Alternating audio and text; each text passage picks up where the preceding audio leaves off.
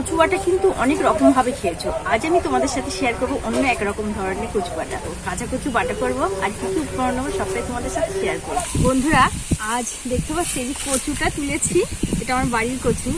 আর এই কচুটা রান্না করব একদম উনুন না জেলে, এবং কাঁচা কচু রান্না করব। আর দেখতে থাকো ভিডিওটা কেমন হতে চলেছে।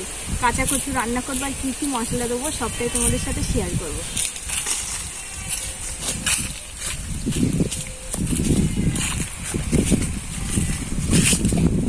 বড় কচুটা এবার আমি এটাকে কেটে নেব।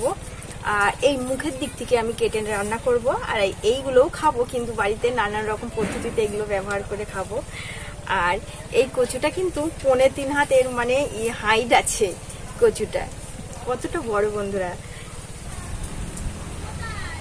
এখান থেকে কাটবো কচুটার মাঝখান থেকে।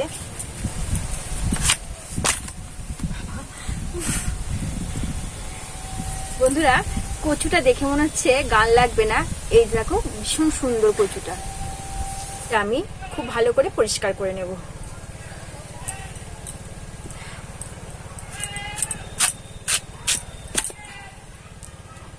আর এই কচুটাকে বন্ধুরা রোদ্দুরে দিয়ে একটু শুকনো করে নিয়েছি, এর রসটা যাতে একটু শুকিয়ে যায়, তাহলে গাল চুলকানোর ভয়টা আর থাকবে না। এবার আমি এর গাটা পরিষ্কার করে নেব।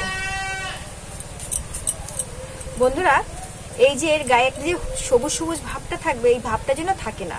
সবুজটা কিন্তু খুব ভালো করে পরিষ্কার করে নিতে হবে।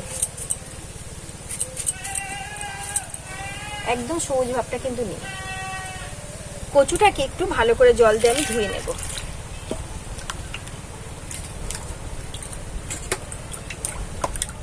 ধুয়ে পরিষ্কার করে নিয়েছি।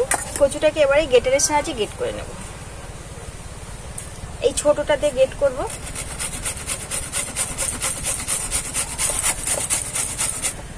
এই যে এইভাবে করে নারকেল কোড়ানোর মতন করে নেব। বন্ধুরা, কচুটাকে খুব ভালো করে কিন্তু আমি কুড়িয়ে নিয়েছি। আর মেন কাজটা এবার আমি করব। কি করব বন্ধুরা, সেটাই দেখতে থাকো। আর এই যে কচুটাকে এইভাবে নেব, নিয়ে কিন্তু খুব ভালো করে চিপতে হবে। এই যে এইভাবে চিপে কিন্তু জলটাকে ফেলে দিতে হবে। কচুর গায়ে যে জল থাকে সেই জলটাকে খুব ভালো করে চিপে নিতে হবে। যতটা ক্ষমতা হয়, মানে যতক্ষণ বেরোবে এরকম চিপে চিপে বের করে নিতে হবে। খুব ভালো করে এই দেখো এইভাবে শুকনো করে নিতে হবে বের করে।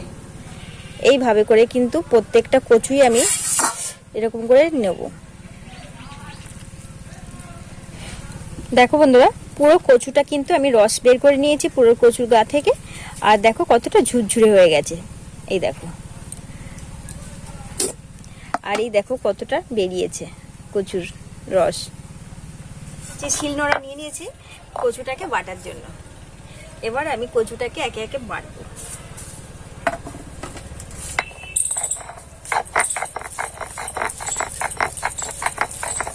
এটা কিন্তু শিলনোড়াতে বাটলেই কিন্তু সুবিধা হয়, খেতে কিন্তু ভালো লাগবে।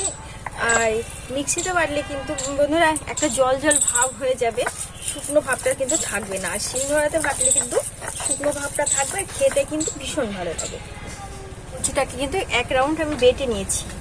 আর এবার আমি এই কচুতেই মেশাবো। এই দেখো 3 থেকে 4টে কাঁচা লঙ্কা নিয়ে নিয়েছি, কাঁচা লঙ্কা দিয়ে দেবো কাঁচা পেঁয়াজ। কাঁচা লঙ্কা 2 চামচ মতো নেবো। এখানে আমি কালো সর্ষেটা ব্যবহার করছি, আর তোমরা চাইলে কিন্তু সাদা কালো দুটোই ব্যবহার করতে পারো। আমি এখানে কালোটা ব্যবহার করছি। বন্ধুরা, এই সমস্ত উপকরণগুলো কিন্তু এবার আমি খুব ভালো করে বেটে নেব।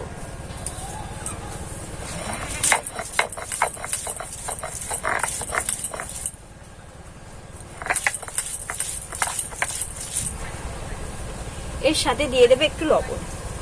লবণটা দিলে কিন্তু বাটতে একটু সুবিধা হয়। বন্ধুরা, কচুটা খুব ভালো করে কিন্তু বেটে নিয়েছি। আর এবার আমি এর মধ্যে মিশিয়ে দেব একটু সরষের তেল। এখানে কিন্তু সবকিছুই আমি কাঁচা ব্যবহার করেছি।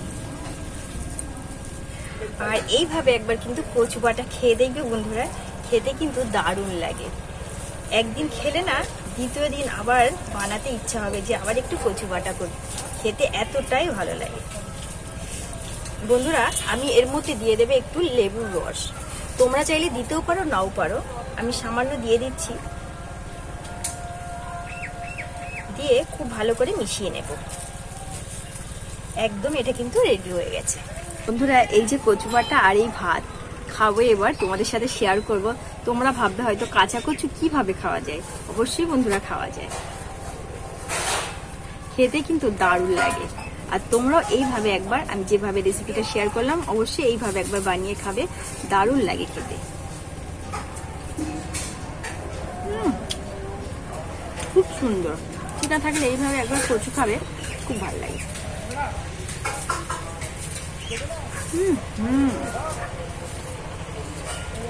দারুণ, খুব ভালো। আর গরম গরম ভাতে বন্ধুরা একদম জমে যাবে। তাহলে বন্ধুরা আজ এখানেই রাখছি, দেখা হবে অন্য একটা রেসিপির সঙ্গে। সুস্থ থেকো, ভালো থেকো, সাবধানে।